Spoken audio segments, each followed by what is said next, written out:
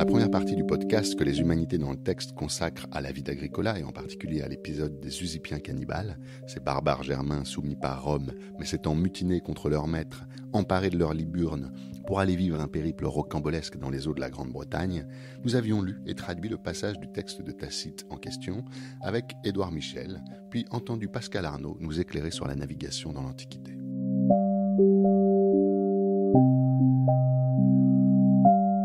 Dans cette deuxième partie, Édouard Michel, le coordinateur du dossier Odysseum qui sert de carte de navigation pour notre podcast, a voulu donner la parole à un anthropologue spécialiste du cannibalisme, Monderkilani, mais également au dessinateur illustrateur Sacha Cambier de Montravel, avec lequel il a collaboré pour fabriquer le roman graphique qui accompagne sa nouvelle traduction de la vie d'Agricola, paru aux éditions Rudulm en 2022.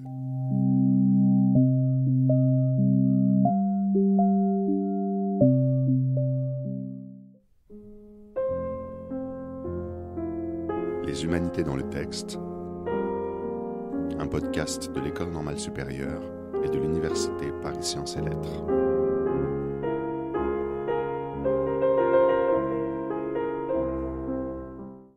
Alors Édouard Michel, vous avez été touché par le texte de Tacite, on l'a dit, vous avez été séduit par le travail d'érudition d'Anthony Woodman et vous avez eu envie de traduire à nouveau frais, en français, la vie d'Agricola.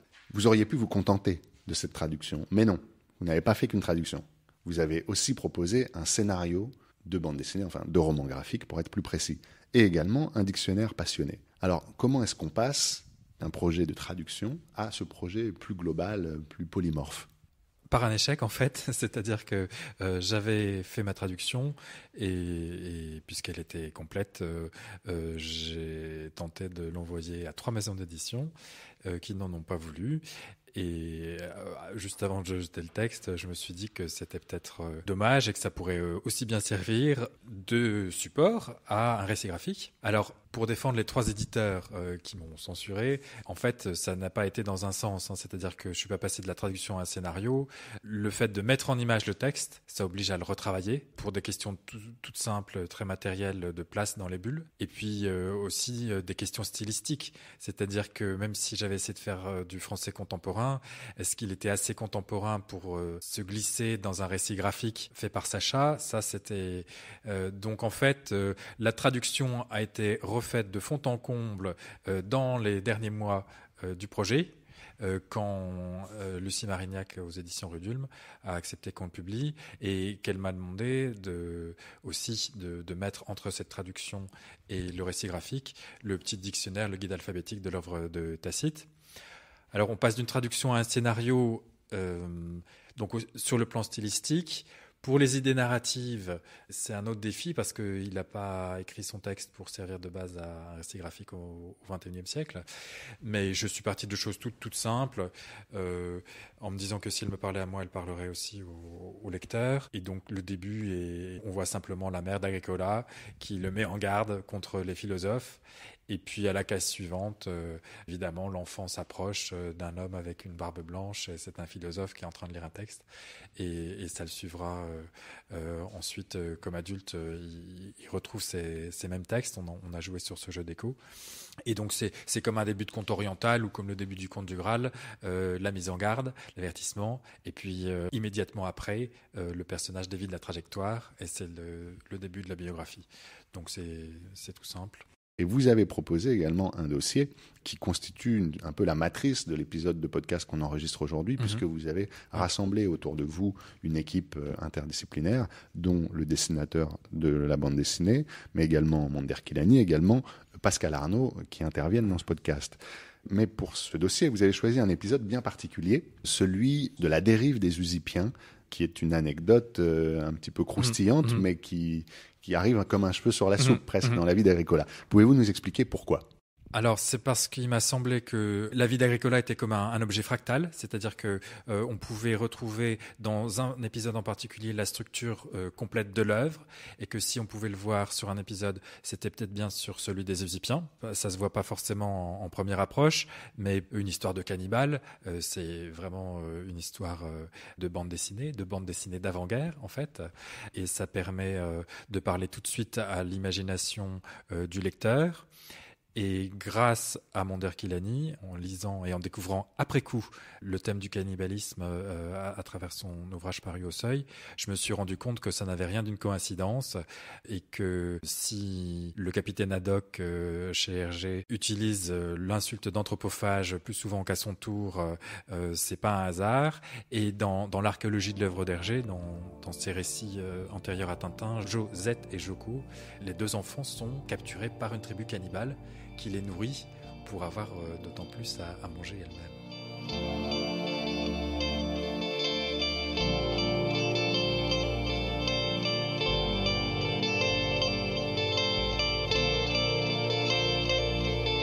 Il fut un temps où le cannibale chantait: me vois-tu, je viens pour te tuer, car les tiens ont dévoré tant et tant de miens. Il fut un temps où le prisonnier répondait: venez, venez, goûtez cette chair et ces veines. Vous y trouverez, pauvres fous que vous êtes, la substance de vos ancêtres. Mais que reste-t-il aujourd'hui de la chanson cannibale? Le goût de l'autre s'est-il perdu à l'ère de la dévoration globale? À l'ère où la mort infligée à un seul être cède la place à une plus grande abondance de meurtres. Mais que reste-t-il aujourd'hui de la chanson cannibale? Et j'ai en face de moi le parolier de la chanson cannibale que l'on entend en ce moment même, dont la musique a été composée par David De Vita et dont les interprètes sont Lynn Maring et Dylan Monard.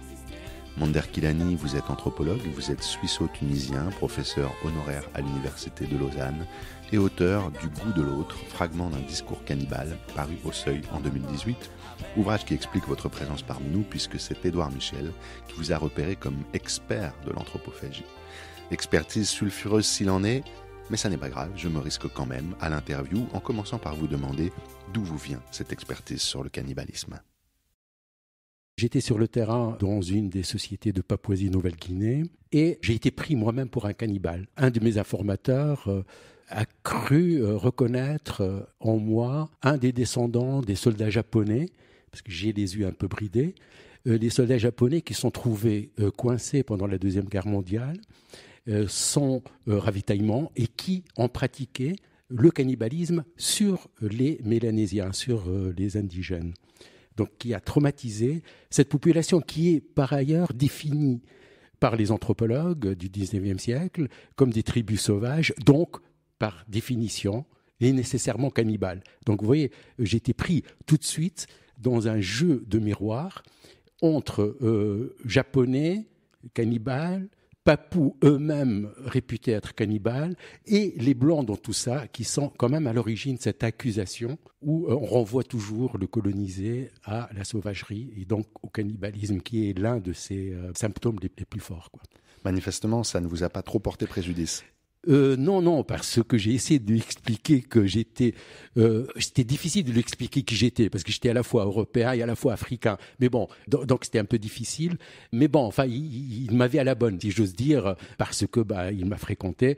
Et puis, à partir de là, bon, je pratiquais déjà une sorte d'anthropologie critique, c'est-à-dire avec un regard sur soi. Donc c'était dans les années 80 et j'étais formé à l'anthropologie classique mais aussi à la critique de l'anthropologie du regard ethnocentrique. Donc ce qui m'intéressait, c'était de faire le détour par l'autre, entre guillemets, pour mieux finalement analyser ma propre société. Donc en tant qu'anthropologue, en fait, un de mes premiers terrains, c'était plutôt la société européenne occidentale. J'ai travaillé dans les Alpes suisses sur le tourisme, le développement touristique et puis la persistance d'une pratique rurale traditionnelle, les combats de vaches. Donc voilà, c'est juste pour dire, en fait, ce qui m'intéressait, c'était quand même de revenir sur le regard de l'observateur. Et l'observateur a toujours été, dans l'histoire donc, de la science et de l'anthropologie, un blanc, quoi. Enfin, disons, voilà. Alors, l'anthropologie, en tant que telle, c'est une discipline récente, mais finalement, j'ai l'impression que parfois, dans les textes des lettrés romains, grecs et de l'Antiquité de façon générale, on trouve ce regard anthropologique, cette curiosité anthropologique. Est-ce que vous la voyez à l'œuvre chez Tacite ? Oui, bien sûr. J'ai été vraiment surpris en fait de découvrir un texte, au fond, très moderne, quoi. Mais juste pour dire, enfin, en tant qu'anthropologue, cela va de soi que l'Antiquité a joué un rôle fondateur dans la fondation de la discipline et surtout dans la reconstitution de son histoire. Très rapidement, Hérodote a été considéré comme l'ancêtre de l'anthropologie, tout simplement parce que c'était un voyageur et qui avait la particularité d'enquêter, c'est-à-dire d'aller voir sur place. Historio, cela veut dire littéralement enquêter par la vue. Donc aller s'assurer de la chose pour pouvoir en parler. Et les anthropologues, et notamment Claude Lévi-Strauss, ont trouvé ça extrêmement intéressant, d'où l'idée de raccrocher l'anthropologie à un ancêtre qui serait Hérodote, et traduit en termes modernes, et je reprends en fait une expression de Lévi-Strauss, mais aussi de Bronislaw Malinowski, le fondateur de l'anthropologie sur le terrain, j'y étais, je peux en parler. Donc, on voit bien qu'il y a une continuité, finalement, entre l'Antiquité et l'anthropologie, même si, bien sûr, il y a 20 siècles qui les séparent.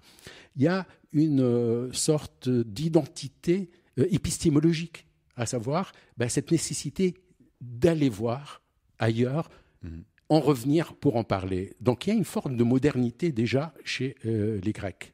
Oui, d'ailleurs, vous parlez d'Hérodote, qui est aussi un des fondateurs de la discipline de l'histoire. Oui, et de la géographie, bien sûr. Il y a une revue qui s'appelle comme ça, d'ailleurs. Et on a parlé dans les épisodes précédents de Thucydide. Thucydide insiste beaucoup aussi sur l'importance du témoignage oculaire. Finalement, j'ai l'impression que tout un tas de méthodes de l'anthropologie étaient déjà en germe. Enfin, sont petit à petit apparus chez ces premiers enquêteurs rationnels sur le monde social qui sont apparus dans la civilisation méditerranéenne au cours du premier millénaire avant Jésus-Christ. Alors, revenons au cannibalisme. Que pensez-vous de ce témoignage de Tacite sur cet épisode cannibale? Et de façon plus générale, est-ce que le cannibalisme ou l'anthropophagie peuvent apparaître dans toutes les sociétés humaines? Au niveau des cas concrets, c'est des cas qui, en général, relèvent soit de situations de pénurie. On se trouve dans des famines, par exemple pendant la collectivisation des terres à l'époque de Staline en Ukraine, où Staline a organisé une famine systématique en Ukraine. Il y a eu des cas de cannibalisme. Dans les camps de concentration, notamment dans le goulag, mais aussi dans les camps de concentration nazis, il y a eu des cas de cannibalisme. Il y a eu des cas de cannibalisme dans les catastrophes, l'avion des Andes. C'est un fameux exemple où les survivants ont dû, pour survivre, manger de la chair humaine. Donc ces cannibalismes-là existent sous différentes formes et on peut les attester. Ils ont été attestés à travers l'histoire. Par contre, et c'est ce qui intéresse l'anthropologue, et c'est là où je ferai une distinction entre cannibalisme et anthropophagie, c'est que l'anthropophagie relève d'une nécessité, de quelque chose qui n'a pas été pensé culturellement, qui n'a pas été réfléchi, qui n'est pas quelque chose d'élaboré. Donc on est dans l'anthropophagie, c'est-à-dire dans la nécessité pure, dans la matérialité. On est du côté de la nature. Par contre, j'utiliserai le terme de cannibalisme pour décrire des situations où la mendication de l'autre relève d'un rituel. La mendication. Oui, enfin, disons le fait de manger l'autre relève d'une élaboration culturelle, et Lévi-Strauss parlerait même, lui il parle du triangle culinaire pour montrer en quoi la cuisine est une élaboration culturelle. Elle permet de nous éclairer sur la symbolique, les relations de parenté d'une société. Et moi, je parle de triangle cannibale. Alors peut-être il faut juste rappeler le triangle culinaire de Lévi-Strauss, c'est le cru, le cuit et le pourri. Voilà, ou le pourri, quoi. Enfin, donc où il y a même 4, disons, enfin où il y a l'intermédiaire. C'est-à-dire qu'on passe de la nature à la culture à travers une forme d'élaboration sophistiquée, matérielle, mais qui exprime des relations sociales. Et plus on passe du cru au cuit, en passant par le bouilli, par le grillé, par le bouilli, on traverse des phases d'élaboration progressive de plus en plus sophistiquées. Et dans le cannibalisme, en fait, on est un peu dans ce cas de figure. C'est-à-dire le cannibalisme, enfin l'anthropophagie ou le cannibalisme de pénurie se situerait du côté du cru, c'est-à-dire de la nécessité de la nature. Alors que le cannibalisme rituel, qui est pratiqué dans les rituels, j'aime pas utiliser le terme magique parce que ça renvoie là aussi à une identité de peuple irrationnel ou de peuple mu par une forme de magie qui ferait pas d'eux des êtres rationnels. mais disons des élaborations de type spirituel, mais qui en même temps sont des indicateurs des relations sociales. Donc là, on est dans une forme de cannibalisme rituel qui nous donne des indications sur la société. Et puis, il est exceptionnel, ce cannibalisme. Et puis, ce n'est pas un cannibalisme de destruction. C'est celui des populations animistes de l'Amazonie qui a été décrit par Jean Deléry, par exemple, celui des Par Tupis. exemple, oui, une des premières descriptions qu'on a eues, celle de Jean Deléry, qui est une description extrêmement intéressante où il restitue justement le contexte culturel. Et cela a inspiré Montaigne dans les essais et dans le chapitre des cannibales, qui a permis à Montaigne, derrière le texte de Tacite sur Agricola et l'épisode cannibale, m'a fait penser à Montaigne. En fait, on est toujours barbare aux yeux de l'autre. On n'est jamais barbare en soi. Il relativise son regard pour montrer que si les barbares sont sauvages, ben les Romains aussi le sont à leur manière, puisque il donne l'exemple de Calgagus, je crois, enfin le Breton, qui a résisté et qui rapporte comment en fait les Romains massacraient, quoi, en fait, comment ils détruisaient au nom de la civilisation. Et à ce moment-là, comme le dit Montaigne, finalement, je ne dis les autres que pour d'autant plus me dire. Montaigne, et finalement, dans Des cannibales, ce qui l'intéressait, lui, c'était de montrer qu'au fond, on est peut-être plus barbare que ceux qu'on accusait d'être des barbares, puisque entre corélégionnaires, enfin entre protestants et catholiques, non seulement on se faisait la guerre, mais on pratiquait le cannibalisme. Il ne faut pas oublier que, d'ailleurs, Jean Deléry, dont on a parlé tout à l'heure, lui, sa perception du cannibalisme rituel, sauvage, exotique, a été nourrie par l'expérience traumatisante qu'il a vécue pendant la guerre des religions, où il a vu des actes d'anthropophagie, de cannibalisme entre protestants et catholiques. Et quand il a été chez les Tupis, les Tupinambas, les Tupis-Guarani de l'époque, dans la région de Rio de Janeiro, mais qui était la France antarctique, et il a vécu là-bas, avec justement ce traumatisme des guerres de religion, il a compris que le cannibalisme était un rituel, une symbolique qui permettait aux populations finalement d'échanger entre elles et non pas de se massacrer pour se faire disparaître. Et en retour, il a très explicitement dit, mais au fond, nous sommes plus barbares qu'eux puisque nous avons pratiqué au bord de la Saône du cannibalisme au nom d'un même Dieu. Donc on retrouve finalement ce fil conducteur d'un regard éloigné et en même temps qui revient sur soi pour se critiquer.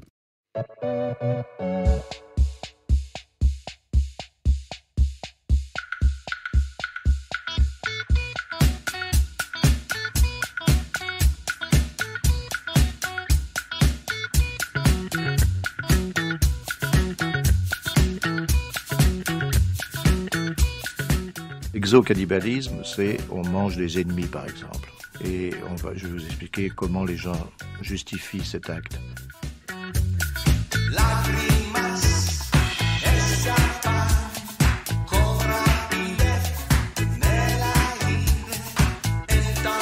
L'endocannibalisme, on mange ses morts et on fait de son corps, en quelque sorte, le réceptacle des vivants et des ancêtres.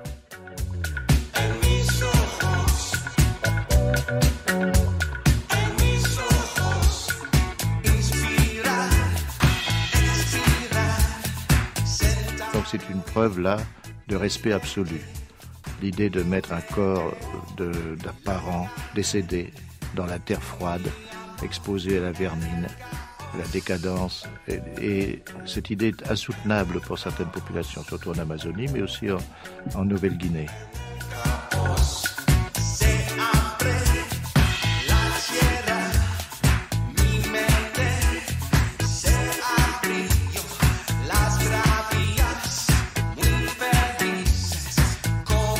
C'est une commensalité, on devient les autres, on continue les autres en soi. Alors ça, c'est l'endocannibalisme, c'est la consommation par excellence et c'est le respect par excellence. C'était Es el amor, titre de 2020 du groupe normand Cannibal, mixé avec un entretien de Maurice Godelier, grand anthropologue spécialiste de la parenté et qui, comme Monder Kilani, connaît bien la Nouvelle-Guinée où il a passé plusieurs années avec les Barouya. Les humanités dans le texte, un podcast de l'École normale supérieure et de l'Université Paris Sciences et Lettres.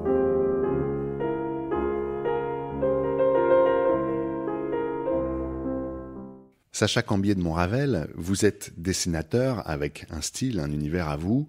Ça n'est pas banal de se mettre à illustrer un texte antique et on a envie de savoir qu'est-ce qui peut vous y amener. Ce qui est frappant, c'est aussi le lien intime que vous avez tissé entre le texte de Tacite lui-même, qui finalement est plus important que les dialogues dans la bande dessinée. C'est vraiment le Tacite qui est présent tout le temps, comme une sorte d'observateur omniscient, comme un voyageur qui serait au-dessus du paysage et qui décrirait ce qui se passe. Peut-être que vous pouvez nous expliquer pourquoi vous avez fait ce choix artistique. Tout simplement, on n'était ni dans une optique de romancer ou de vulgariser le récit. Je pense qu'on est là pour rendre hommage à Tacite, lui rendre hommage fidèlement. Ça passe par ne pas trop s'égarer dans de la fiction. D'accord.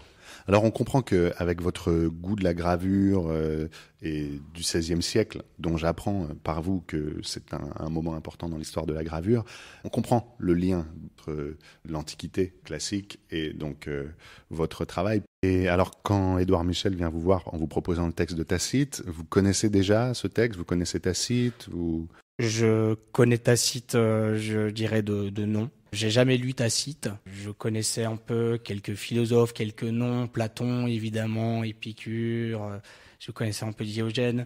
Mais comme j'ai dit, je connaissais très en surface et ça a été l'occasion pour moi aussi de creuser un peu cette piste parce que j'ai toujours été assez curieux et je trouvais ça intéressant aussi d'apporter un œil de profane sur un projet aussi pointueux justement. Qu'est-ce qui vous a séduit dans le projet d'adapter la vie d'Agricola ? Tout simplement refaire vivre Tacite et cette espèce de projet de lier le parcours d'un artiste et d'un humaniste. Je pense que ça n'arrive jamais, ou du moins pas trop souvent. Et c'est un peu triste parce que souvent les artistes aujourd'hui ont un vif désintérêt pour l'histoire en général, pour les études plutôt anciennes. Du coup, pour moi, c'était une espèce de leçon d'humilité de me jeter dans une zone d'inconfort et d'en retirer énormément de savoir en fait que j'avais pas du tout en commençant le projet. Et aujourd'hui, je continue à m'intéresser du coup à toute cette période. Je n'en ai pas encore fini, je pense. Et alors, l'ouvrage que vous avez publié avec Édouard Michel contient la traduction intégrale de la vie d'Agricola de Tacite, un dictionnaire passionné et votre roman graphique. Et c'est le roman graphique qui ouvre l'ouvrage. Donc ça donne son importance. Et que diriez-vous, Sacha Cambier de Montravel, aux jeunes élèves et aux enseignants qui, après avoir vu votre dossier sur la plateforme Odysseum, voudraient se lancer dans la lecture de votre livre ? Je pense que si on est convaincu qu'on n'est pas intéressé par la littérature antique, je pense que souvent c'est parce que tout simplement on n'y a pas goûté. Et que là on propose une manière de s'approcher du coup de cette matière qui est certes plus attractif qu'un livre où il n'y a que des écrits, et que au pire, de toute manière, si on n'est pas intéressé par la question de Tacite ou d'Agricola, de l'histoire romaine, on peut quand même lire cet objet comme étant tout simplement un objet artistique, un roman graphique, avec des dessins, avec une histoire, n'en demeure. Et c'est pas obligé de lire la seconde partie, qui est certes plus érudite et qui s'adresse peut-être moins à des jeunes élèves, mais qu'on perd rien du tout à s'y aventurer. Il fut un temps où le cannibale chantait. Me vois-tu, je viens pour te tuer, car les tiens ont dévoré tant et tant de miens. Il fut un temps où le prisonnier répondait. Pour conclure cet épisode, nous nous retournons vers Édouard Michel, le coordinateur du dossier Odysseum Les Usipiens cannibales, auteur de la traduction de la vie d'Agricola par Tacite et co-auteur donc de la bande dessinée avec Sacha Cambier de Montravel, la bande dessinée éponyme. Vous avez grandi, Édouard Michel, dans une école qui valorisait l'apprentissage des lettres classiques. Que diriez-vous aux jeunes qui auraient aujourd'hui 10 ans, qui seraient passionnés d'histoire et de mythologie antique, mais qui hésiteraient au moment de se lancer dans de telles études ? Après tout, à quoi bon se plonger dans le grec, le latin, l'hébreu, l'arabe ou l'araméen, quand on nous dit d'apprendre le C++, le Java, le Python et autres langues parlées par les réseaux ? Comment les lettres classiques aident-elles encore à vivre au XXIe siècle ? Alors, si l'élève qui hésite est encore là, c'est qu'il a une très forte motivation au fond de lui. Et donc, je pense que c'est plutôt à lui qu'il faudrait poser la question et il nous donnerait une leçon d'opiniâtreté. Mais le profil a complètement changé. Le profil, c'était un profil de bons élèves. Autrefois, les élèves de latin, c'était ceux qui savaient peut-être pas forcément même trop ce qu'ils voulaient faire. Donc, on les poussait dans cette voie et ils suivaient le mouvement. Aujourd'hui, les gélatinistes sont des gens qui sont motivés, qui sont là, qui savent pourquoi, et qui ensuite tracent leur propre voie. S'il y a 20 ans, il aurait été impossible de proposer aux éditions Rudulm un récit graphique, c'est que dans 20 ans, il y aura encore d'autres possibilités qu'on n'imagine pas du tout aujourd'hui qui seront ouvertes.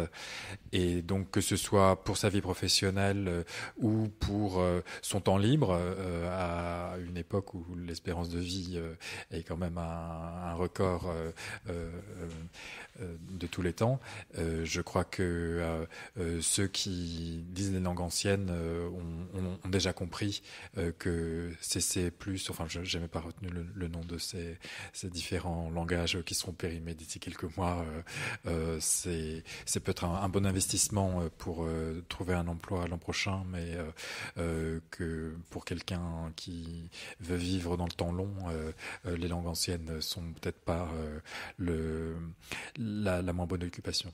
Espérons que grâce aux humanités dans le texte en l'occurrence, et grâce à des ouvrages comme le vôtre et aux travaux des différents participants de ce podcast, bientôt il sera plus facile de trouver du travail avec des études en lettres classiques. Je voudrais remercier les différents participants à cet épisode du podcast, en commençant par vous, Édouard Michel, qui en avait coordonné la réalisation, mais également ceux qui vous ont accompagnés aujourd'hui, Monder Kilani, Pascal Arnaud et Sacha Cambier de Montravel. Ce podcast a été réalisé par Émile Gaillozo, responsabilité scientifique Anne, et pour se quitter, on écoute les Dédales de Carole Beffa.